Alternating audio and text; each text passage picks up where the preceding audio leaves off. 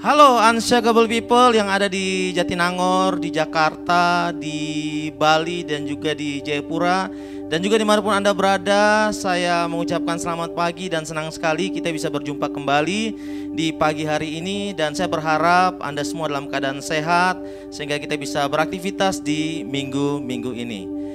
Baik, bagi Bapak Ibu yang baru pertama kali bergabung dengan kami di ibadah online Unshakable Church, kami mohon kesediaannya untuk bisa mengisi link description yang ada di layar handphone ataupun di layar laptop saudara.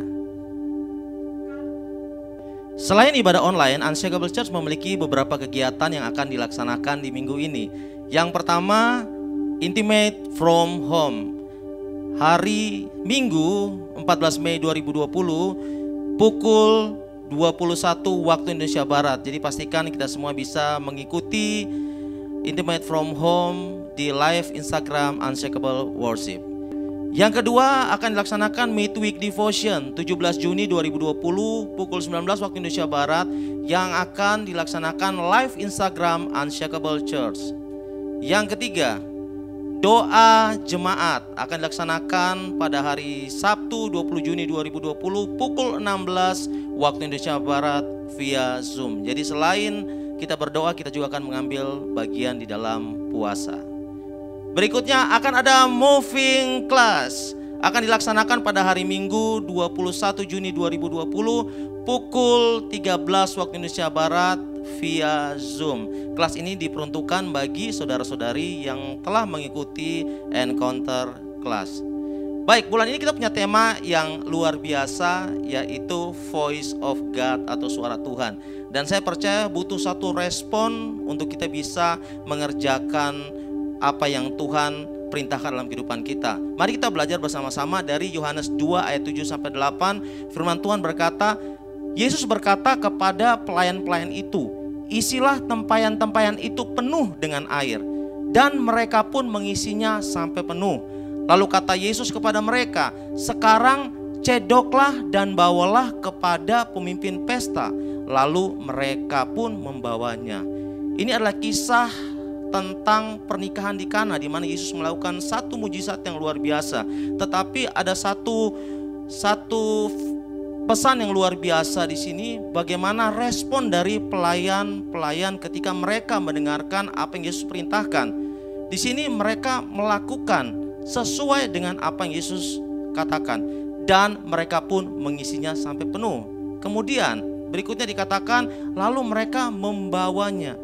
Jadi jelas sekali ada satu respon ketaatan yang pelayan-pelayan ini lakukan ketika mereka mendengarkan perintah dari Yesus. Saya percaya apapun kondisi kita hari ini, mari kita belajar bersama-sama untuk taat melakukan apa yang Tuhan firmankan dalam kehidupan kita. Sekalipun kondisi kita sulit, sekalipun kondisi kita mungkin dalam situasi yang tidak memungkinkan, mari kita belajar bersama-sama untuk kita taat melakukan apa yang Tuhan firmankan.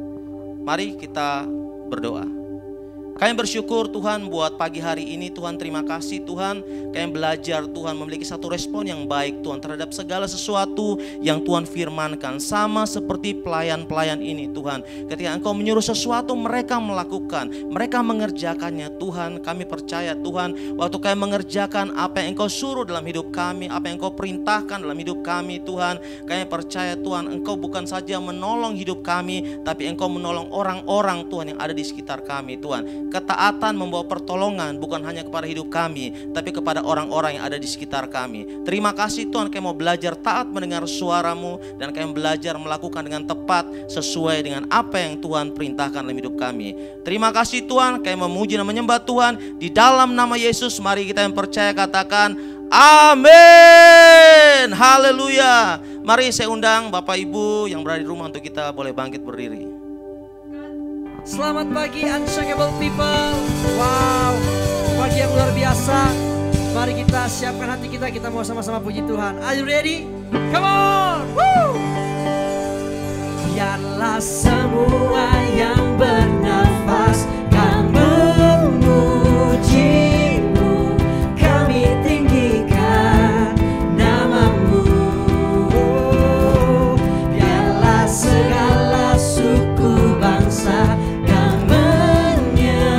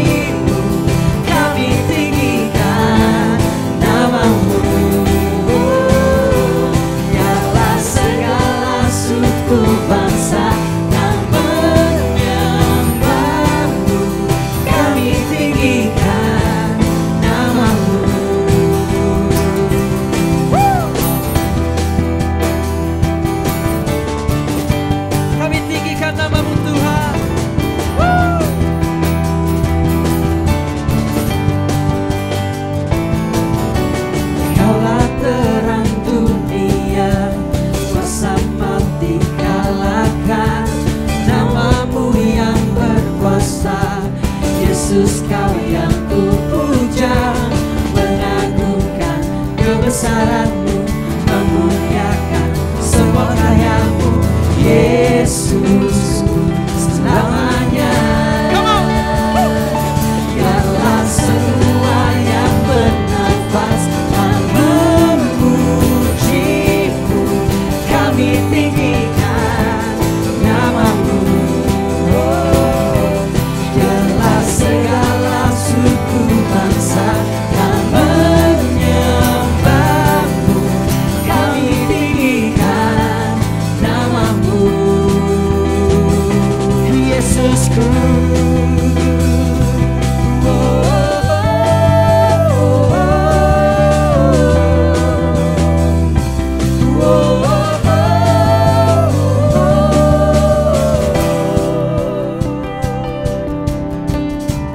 Clap your hand, come on.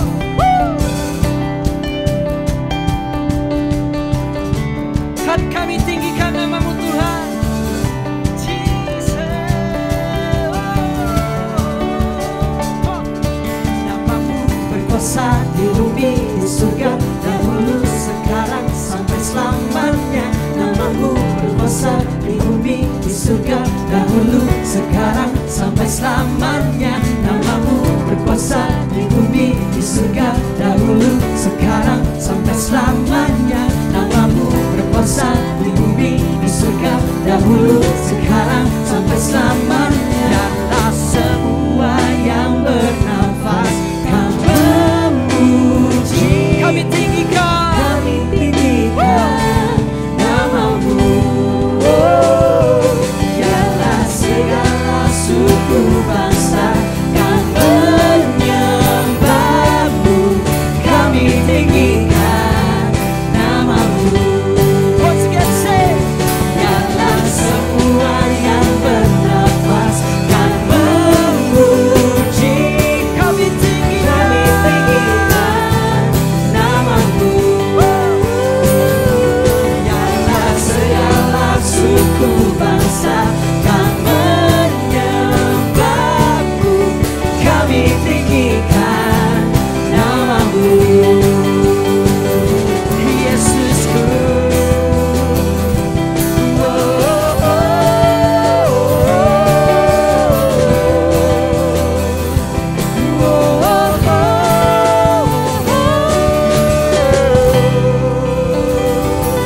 Haleluya, kami tinggikan nama-Mu Tuhan.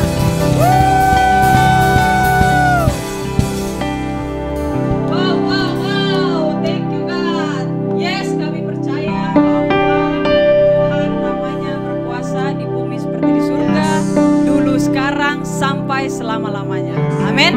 Baik Bapak Ibu, Saudara-saudari, sekarang saatnya kita mau memberi yang terbaik buat Tuhan. Saya persilakan Bapak Ibu Saudara-saudari untuk duduk kembali. Ya. Sebelum kita memberi, saya akan bagikan satu kebenaran firman Tuhan.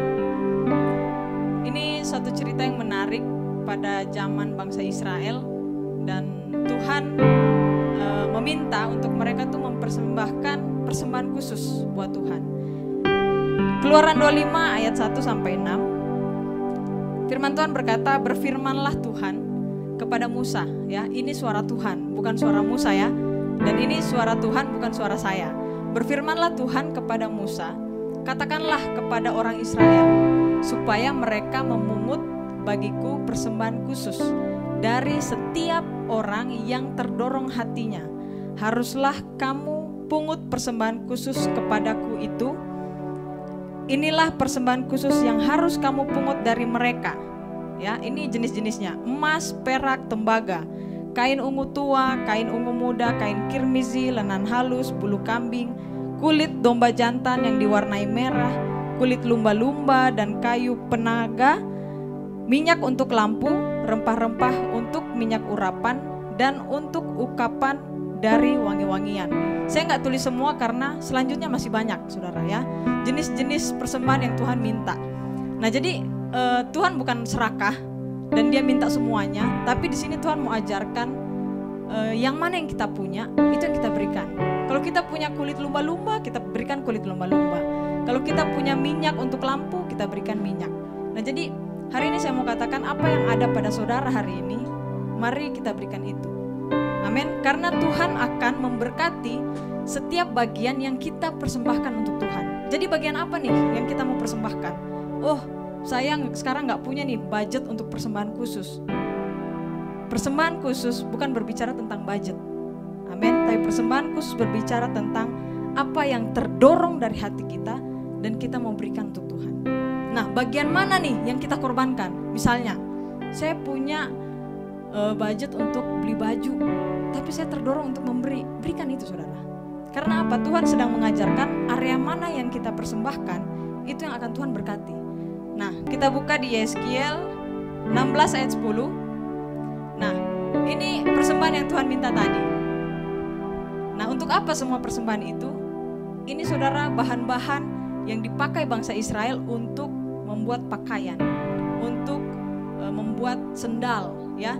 Aku mengenakan pakaian berwarna-warna kepadamu dan memberikan engkau sandal-sandal dari kulit lumba-lumba dan tutup kepala dari lenan halus dan selendang dari sutra. Nah, itu semua yang Tuhan minta itu ibaratnya modal-modal yang bisa dipakai oleh bangsa Israel untuk memenuhi kebutuhan mereka. Dan bangsa Israel memberikan itu. Amin. Nah, kita lihat di ayat di Ulangan 29 ayat 5. Ini yang Tuhan berikan buat bangsa Israel. Sekali lagi saya katakan, area mana yang kita berikan buat Tuhan, area itu yang Tuhan berkati. Ulangan 29 ayat 5, 40 tahun lamanya aku memimpin kamu berjalan melalui padang gurun. Pakaianmu tidak menjadi rusak di tubuhmu dan kasutmu tidak menjadi rusak di kakimu. Amin. Setiap kain-kain yang diberikan, setiap modal-modal yang diberikan, dikatakan pakaian tidak menjadi rusak. Kasut yang sendal dari kulit-kulit lumba-lumba tadi, itu tidak menjadi rusak di kaki kita. Amin. Di bangsa Israel itu tidak rusak. Dan Tuhan katakan 40 tahun lamanya. So, saudara, ketika kita khawatir hari-hari ini, firman Tuhan bilang, jangan khawatir akan hari esok. Karena apa? 40 tahun kita pun Tuhan berkati. Amin. Sekali lagi saya katakan, area yang kita persembahkan untuk Tuhan, area itu pula yang akan Tuhan berkati berlimpah-limpah.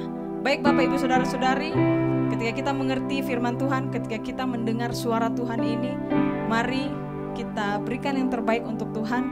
Dan bagi Bapak Ibu Saudara-saudari yang mau memberikan persembahan, bisa mentransfer lewat rekening yang sudah tersedia di layar saudara-saudari. Ada perpuluhan, ada persembahan khusus, rekening BCA atas nama Gereja El Shaddai Injil Sepenuh. Dan kami juga menyediakan barcode GoPay, ya, akun untuk persembahan khusus, ya. Bagian mana yang mau saudara persembahkan, mari persembahkan saudara. Silakan di-scan barcode-nya. Kita kasih waktu untuk men-scan barcode. Amin. Ya, di nomor yang tertera, di barcode yang tertera di layar saudara-saudari semua.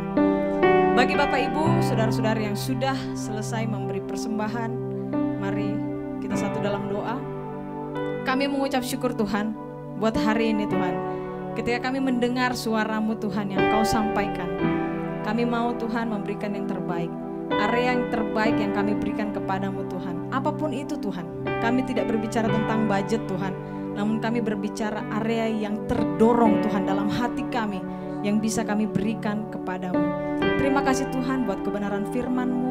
Kami mengucap syukur Tuhan. Kami terus dibaharui dalam pengertian kami melalui suara-Mu Tuhan.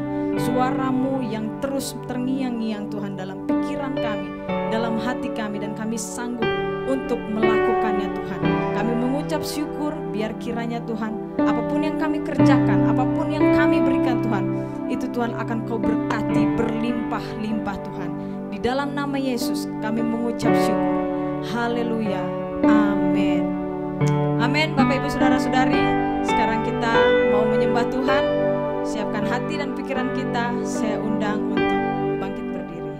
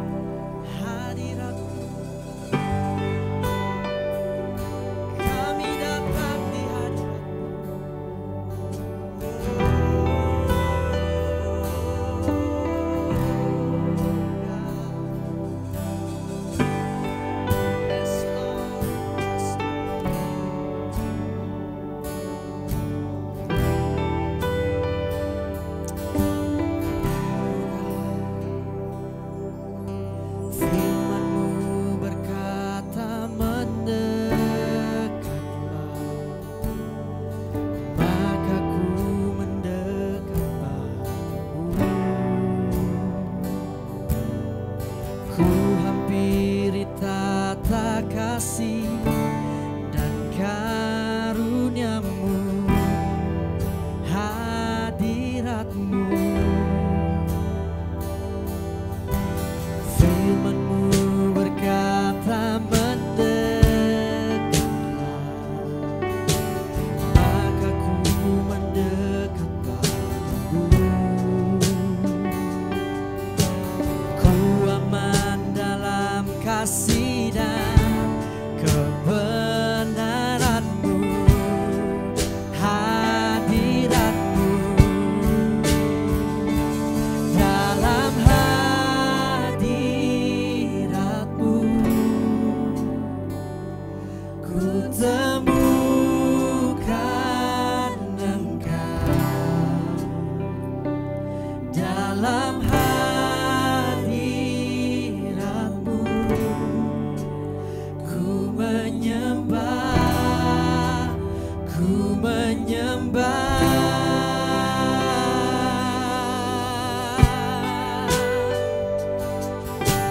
Yes, we worship you, God.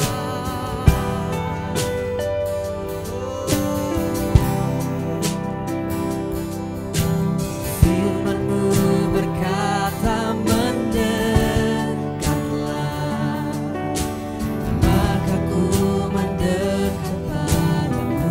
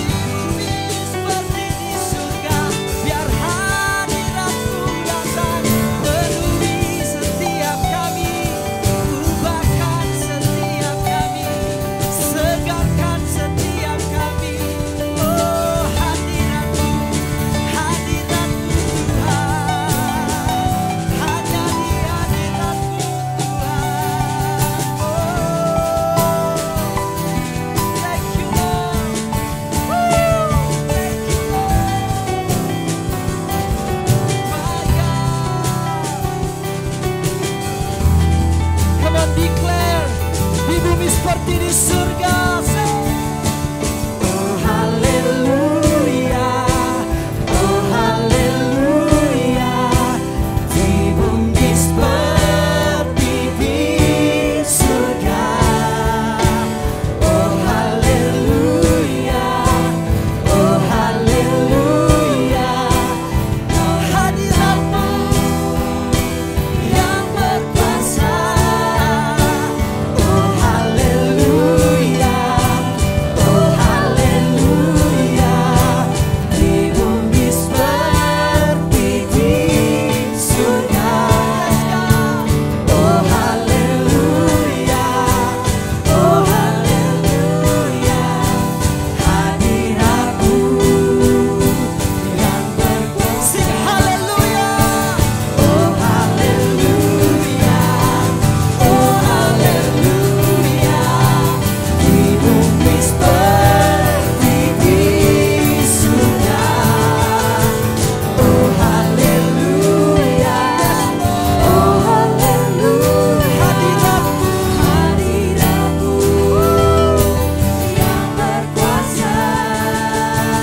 Oh haleluya, oh haleluya, di bumi seperti di surga.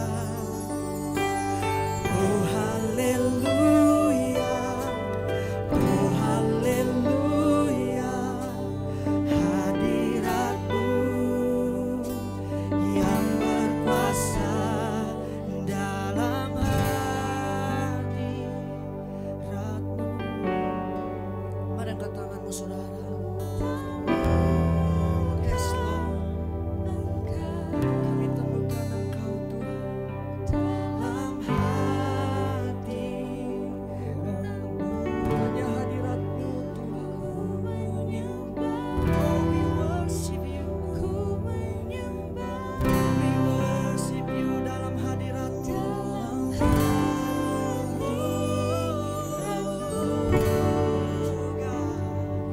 Ku temukan Engkau. Yes, we believe Lord. Dalam hadiratmu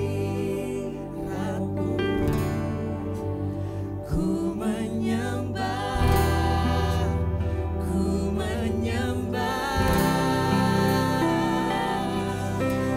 Oh haleluya, oh haleluya, di bumi seperti di surga.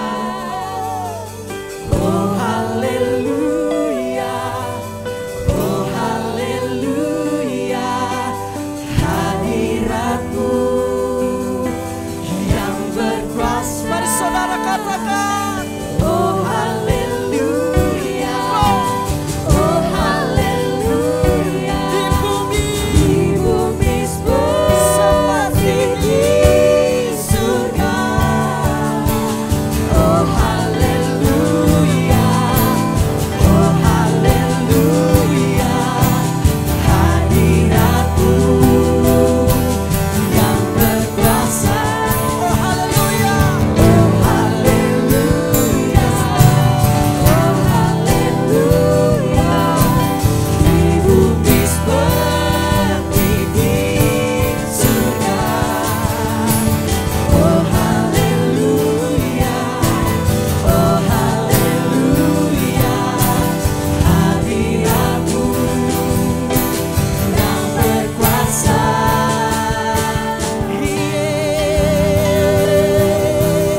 Haleluya, biarkan Tuhan di bumi seperti di surga. Hadiratmu memenuhi hidup kami Tuhan.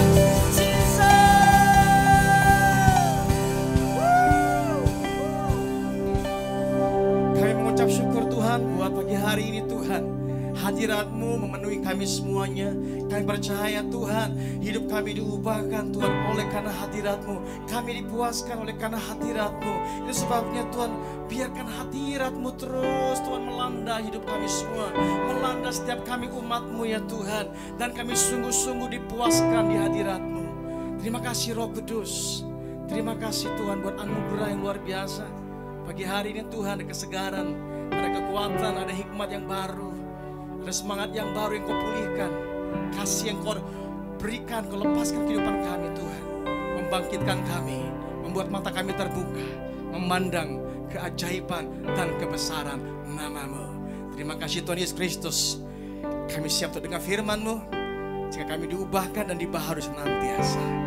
Mari kita semua yang siap dengar firman Tuhan pagi hari ini, sama-sama kita katakan amin.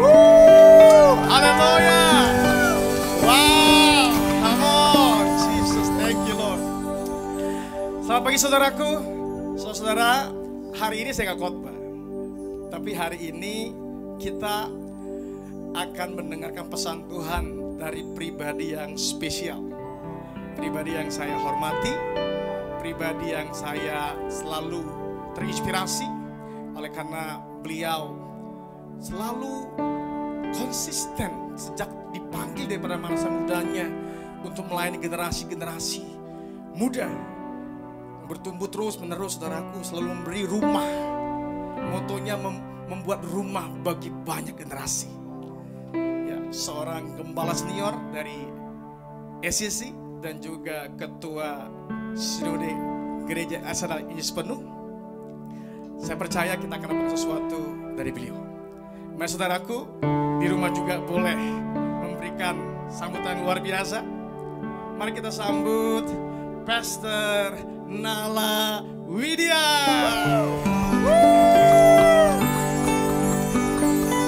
Halo Unshakable Church, apa kabar? Ya, kita bertemu lagi, tapi sekarang di online service. Yes. So, saya diberi tema mengenai Voice of God. Ya, ini kalau bicara mengenai suara Tuhan, itu adalah hal yang selalu jadi misteri sejak saya lahir baru. Saya lahir baru tahun 1984. Ya, bayang nggak? 1984 saya pertama kali terima Yesus. Dan di masa-masa itu tuh, tahun 80-an, 90 awal, itu kalau orang udah bilang, saya dengar suara Tuhan. Wah, kita udah pikir, sakti banget nih orang pasti. Ini sakti banget nih orang. Karena dia bisa dengar suara Tuhan. Jadi akhirnya banyak orang suka bilang, ini kata Tuhan. Kata Tuhan. Kata Tuhan. Ya, jadi kalau udah dengar kata Tuhan atau Tuhan bicara, itu kayaknya kita gemeter banget. Ya, lutut kita ini udah goyang semua dan kayaknya udah takut banget untuk menjawab orang yang udah bilang kata Tuhan. Nah, tapi mari. Dengan saya semakin hari semakin ngerti firman Tuhan, saya bergaul dengan banyak orang, juga saya dibimbing, diajar oleh hamba-hamba Tuhan senior, saya mulai memahami apa sih voice of God itu. Nah, jadi saudara mesti belajar lihat bahwa voice of God, seringkali kita berharap untuk dengar suara Tuhan yang audible, ya, yang audible. Bukannya mustahil, itu bisa, itu mungkin terjadi. Saya pribadi juga paling tidak dalam hidup saya pernah satu kali dengar itu, ya ketika saya dalam keadaan hilang visi dan udah nggak tahu harus bikin apa. Tuhan saya bisa mendengar suara dan saya cuma cari siapa yang ngomong, tapi jelas banget dia bilang bahwa saya kehilangan kamu yang dulu. Yaitu lagi bicara soal bahwa ada visi saya yang hilang, ada misi saya harus kembali lagi pada masa-masa di mana Tuhan taruhkan itu. Nah, hari ini saya mau share gimana bahwa supaya di dalam hidup kita ini voice of God ini ternyata bisa ditemukan kok. Ya, bahwa udah pasti suara Tuhan tuh pasti sesuai sama firman Tuhan. Ya, kita tahu bahwa suara Tuhan itu sesuai dengan firman Tuhan. Tetapi bahwa Tuhan juga menaruhkan ada orang-orang di sekitar kita yang juga bisa menjadi alat Tuhan untuk menyampaikan isi hatinya buat kita. Nah, jadi mari di dalam session ini saya ingin bagikan mengenai 4 tipe orang yang kita butuhkan dalam hidup kita. Ya. Nah, ada satu ayat di Amsal 13 ayat 20, ayatnya berkata begini, siapa bergaul dengan orang bijak menjadi bijak, tapi siapa berteman dengan orang bebal menjadi malang. Ya. Dalam bahasa Inggrisnya dikatakan begini, walk with the wise and become wise, for a companion of fools suffers harm. Ya, jadi bahwa kalau kita berjalan dengan orang bijak akan menjadi bijak. Nah, tapi siapa bergaul dengan orang yang dibilang orang bebal itu, dia akan suffers harm, ya. Banyak luka-lukanya, banyak penderitaannya kalau dia bergaul. Nah, sudah lihat, kalau sama orang bodoh dibilang orang bebal itu adalah bergaul. Tapi kalau sama orang bijak berjalan. Bedanya apa? Yang bergaul tuh ya udah diam aja di situ bergaul, gulung-gulungan, tapi kalau yang satu berjalan. Ini lagi bicara soal kehidupan yang maju. Nah, oke. Mari kita harus lihat bahwa paling tidak dalam hidup kita mesti temukan orang-orang bijak yang akan membawa kita mengenal Tuhan lewat apa yang Tuhan nyatakan dan Tuhan sampaikan melalui orang-orang ini dalam hidup kita. Ya. Nah, saudara, dalam hidup kita nih, kita perlu ada orang yang pertama dia mengajar kita. Dia mesti mengajar kita. Kita butuh seseorang yang mengajar kita. Ya, mengajar kita jadi guru buat kita, dia membagikan kebenaran nih begini. Nih firman Tuhan nih begini. Saya punya orang-orang yang mengajar, ya. Dan hari ini puji Tuhan dengan adanya teknologi mulai dari Zoom sampai ke podcast, itu tuh banyak kita bisa dengerin banyak pengajaran, ya. Especially karena mentor saya, pembimbing saya, kakak rohani saya, Pastor Kong Hee dari City Harvest Church Singapura selalu ngajar saya. Dia selalu bilang, if you stop learning, you stop leading. Ya, jadi saya harus terus belajar supaya saya tetap leading. Ya, kenapa kita perlu ada orang yang mengajar kita? Supaya kita tetap bisa memimpin, tetap maju dalam hidup. Nah, yang kedua, kita perlu ada orang yang membagi hidupnya dengan kita. Ya, sharing their life with us. Ya, perlu ada orang yang bagi hidup. Karena kita nggak hanya bisa... Kalau cuma terima pengajaran, kita nggak bisa lihat nyatanya gimana. Ya, jadi untuk saya diajar, kasih itu murah hati. Nah, ada seseorang yang murah hati dalam hidup saya. Ada seseorang yang menunjukkan kemurahan itu dalam hidup saya. Dia bagi hidupnya, zaman dulu dia yang beliin saya makanan, dia yang bayarin ketika saya perlu sesuatu, dia yang tolongin saya. Jadi saya melihat kemurahan Tuhan juga tersalur lewat orang-orang yang Tuhan taruhkan ini nih. Jadi ada orang yang membagi hidupnya. Lalu ada lagi orang yang menanam benih dalam hidup kita, investing in us. Jadi naruh nih benih. Apa sih benih yang ditanam? Ketika dia misalnya bayarin kita sekolah, ketika kita yang di awal-awal dia menaruhkan waktunya, emosinya, semuanya dia taruhkan di dalam hidup kita, dia sedang menanam benih. Dan sekarang benihnya ini sudah tumbuh. Dan terus terang yang namanya benih itu ya selalu mengalami hal yang gak enak. Benih itu kalau jatuh ke tanah pasti pecah, terbelah dan mati. Tapi dari benih yang terbelah ini muncul tanaman yang besar. Ya ada teman saya yang benar-benar dalam hidup tuh hanya untuk menjadi teman saya aja dia udah bayar harga. Ya karena orang bilang ngapain lo temenan sama kayak orang macam Sinala, itu aja udah bayar harga. Nah jadi itu tuh benih yang dia taruh. Oke, nah terus harus ada dalam hidup kita juga orang yang mendorong kita untuk bertumbuh. Orang yang mendorong kita bertumbuh. Orang yang ayo come on, you can do it.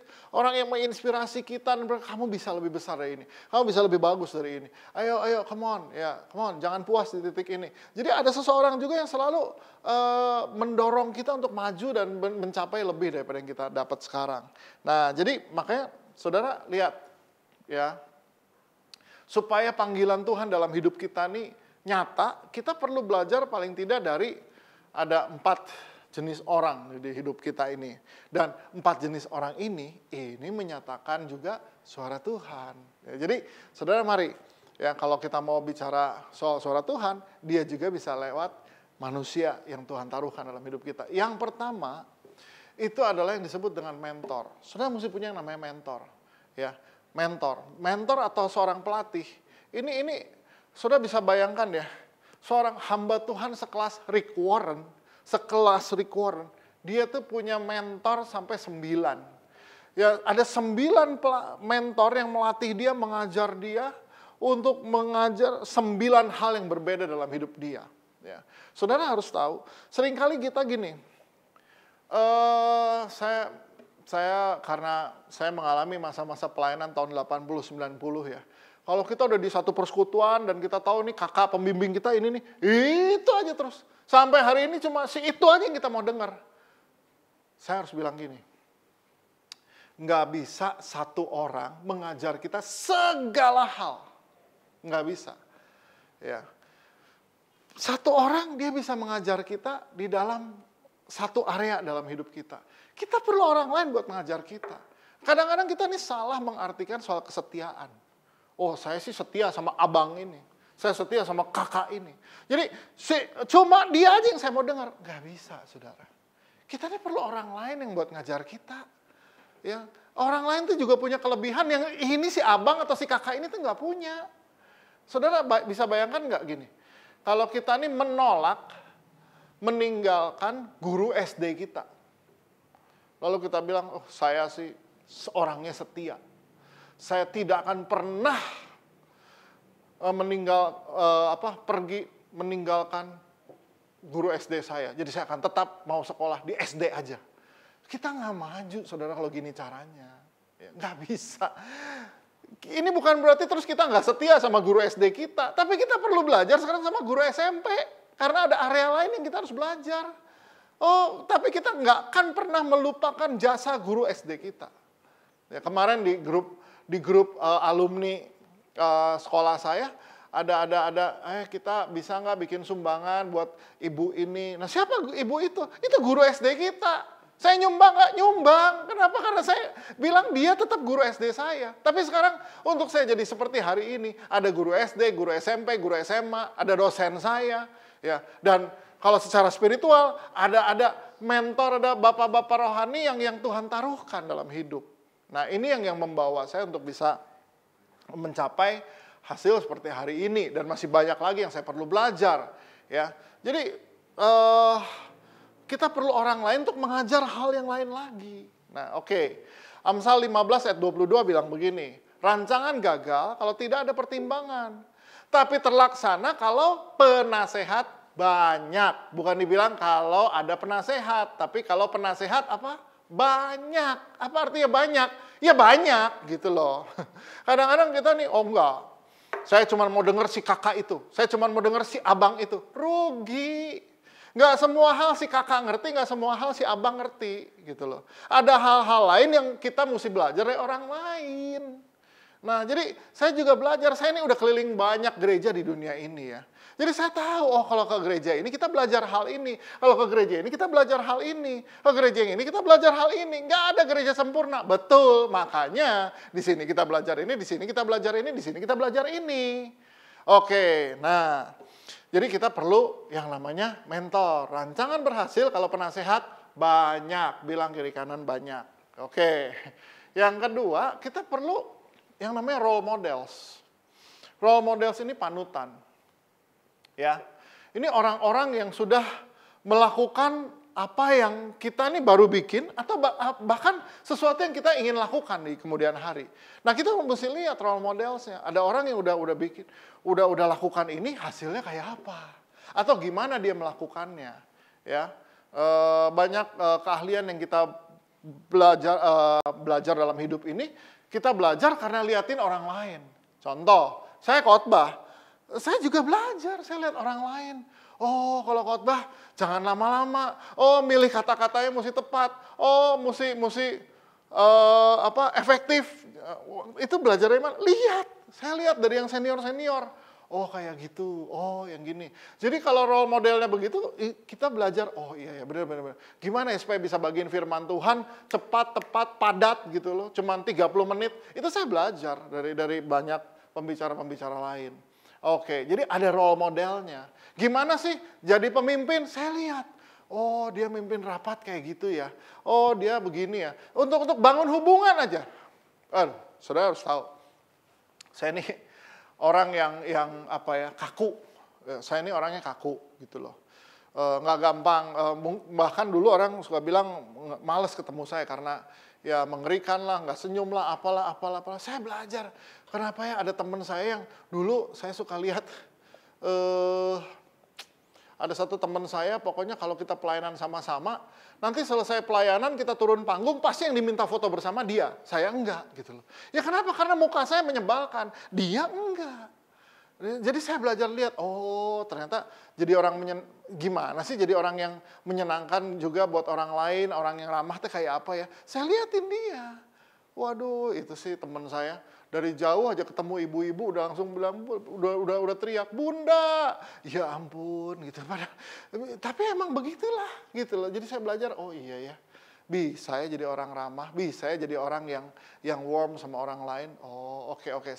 Kita ini perlu role model. Saya juga punya belajar lihat role model yang ada. Oke, Filipi 3 ayat 17 bilang begini, "Saudara-saudara, ikutilah teladanku dan perhatikanlah mereka yang hidup sama seperti kami yang telah menjadi teladanmu." Ya, yang telah menjadi teladanmu. Jadi firman Tuhan juga ngajar kita gini, perhatikan hidup mereka. Nah, perhatiin nih, gimana mereka hidup. Oh, gimana nih mereka mendidik anak. Oh, gimana nih mereka ngatur keuangan. Oh, gimana nih mereka memimpin timnya. Oh, perhatikanlah mereka. Nah, jadi justru yang kita perhatiin hal-hal yang detailnya gitu loh. Kita nih senang memperhatikan semua yang gemerlapnya. Tapi justru kita harus tahu semuanya itu dibangun dari hal-hal kecil yang kita mesti pelajari. Hal-hal yang sederhana, yang simple. Oh iya ya, kayak gini ya rupanya ya. Oke, suatu hari di Amerika saya dijemput dari airport, saya dijemput sama Brother John Avanzini dan istrinya. Bayang nggak? Saya dijemput mereka, saya dan istri dijemput Brother John Avanzini dan istrinya. Kami duduk, saya sama istri duduk di jok belakang. Brother John yang nyetir, ya. Umur 84 tahun dia nyetirin kita, saya sama istri. 15 menit sekali saya sampai lihat jam. 15 menit sekali, dia selalu tanya istrinya. Dia tengok istrinya, dia bilang, "Honey, are you okay? You need something?" Iya, benar-benar. Jadi saya belajar lihat, iya ya. Kenapa bisa sampai umur 80-an masih mesra suami istri? Iya ya benar ya. Justru yang detail-detail begini yang dilihatin. Nah, perhatikanlah ya mereka yang hidup sama seperti kami yang menjadi teladanmu. Jadi kita perlu role model. Ya, jadi saya belajar dari orang yang kaku, cuek gitu. Saya belajar ke istri, tanya istri saya perlu sesuatu, "Honey, are you okay?" Waduh. Meskipun nadanya belum bisa gitu, tapi paling tidak saya usahalah, saya nanya, "Honey, are you okay?" Nah, saudara lihat, itu orang yang kedua. Jadi pertama kita perlu mentor, kedua kita perlu teladan ya, yang udah jalanin dan bagus. Dari sini kita lihat, oh bener ya suara Tuhan, Tuhan suruh begini ini bener nih dari sini. Jadi Tuhan tuh bisa bicara lewat teladan juga. Oke. Nah, yang ketiga, kita ini perlu yang namanya partners atau rekan ya.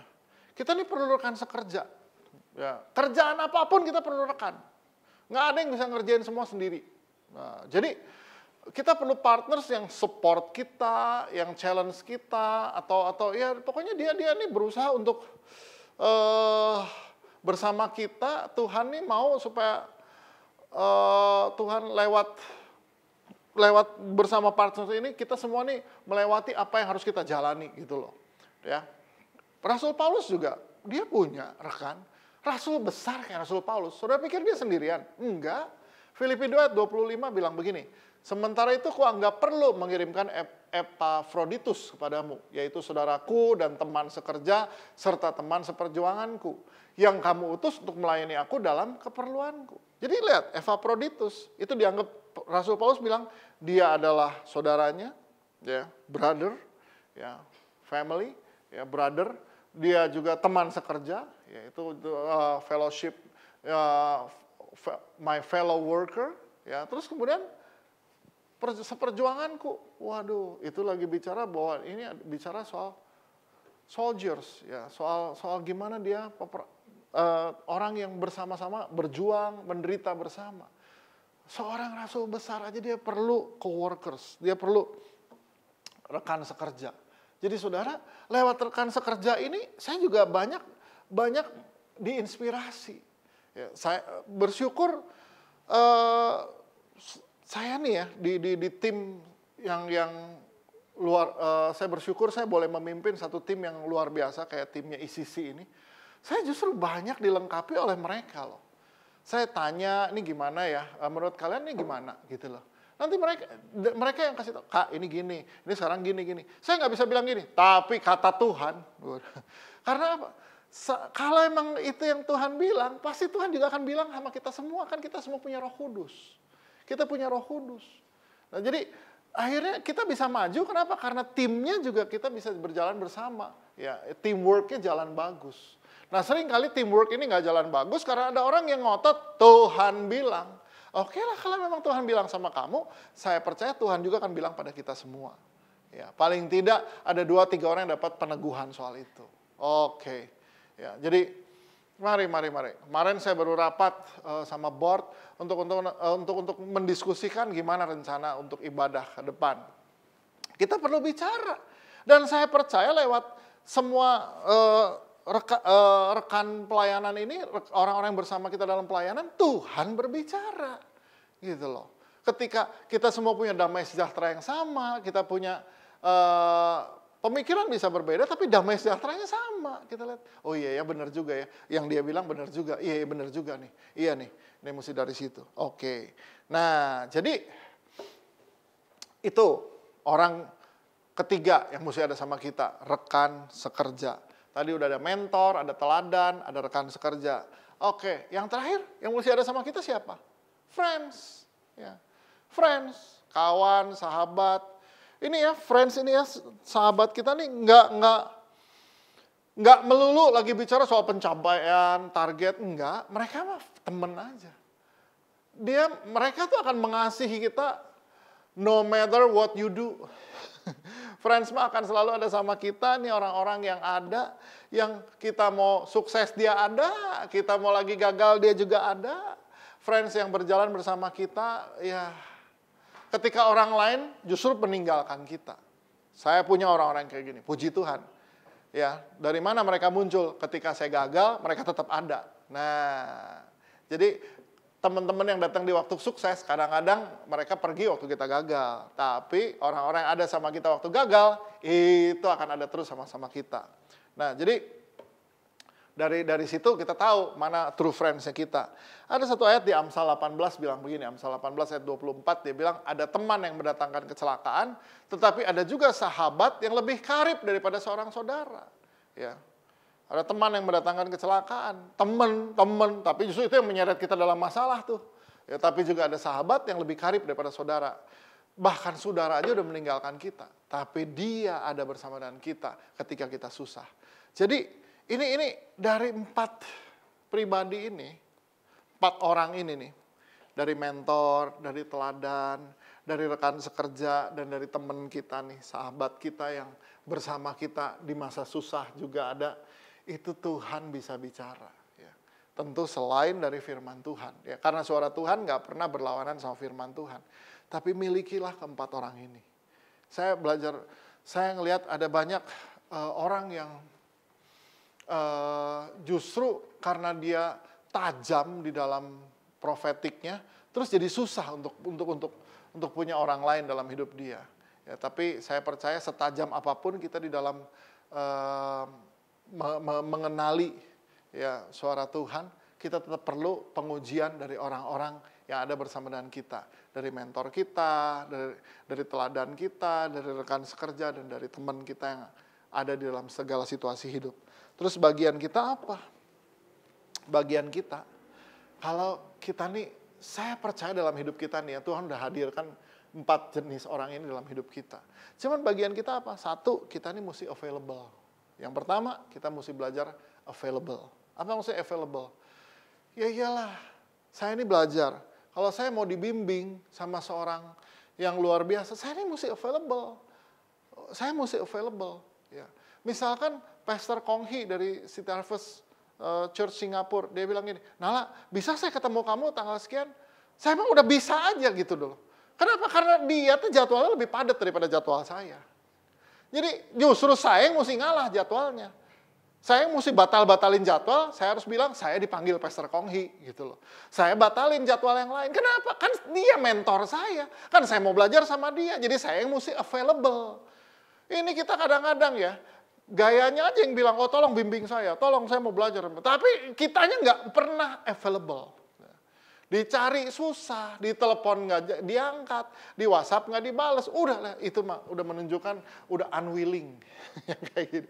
Jadi saudara kalau mau maju dalam hidupmu, mau tajam di dalam Tuhan, jadilah orang yang punya available spirit. Ya. Diminta, oke, available.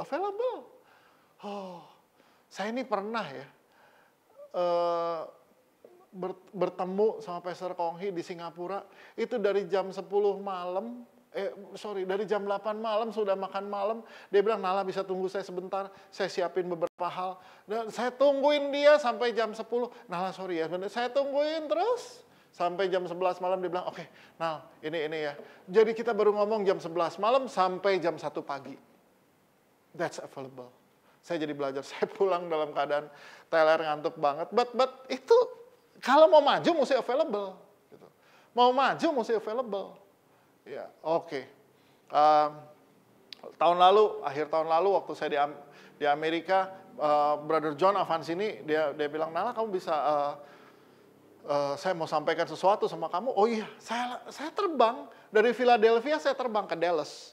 Dan itu saya dalam keadaan demam dan hilang suara.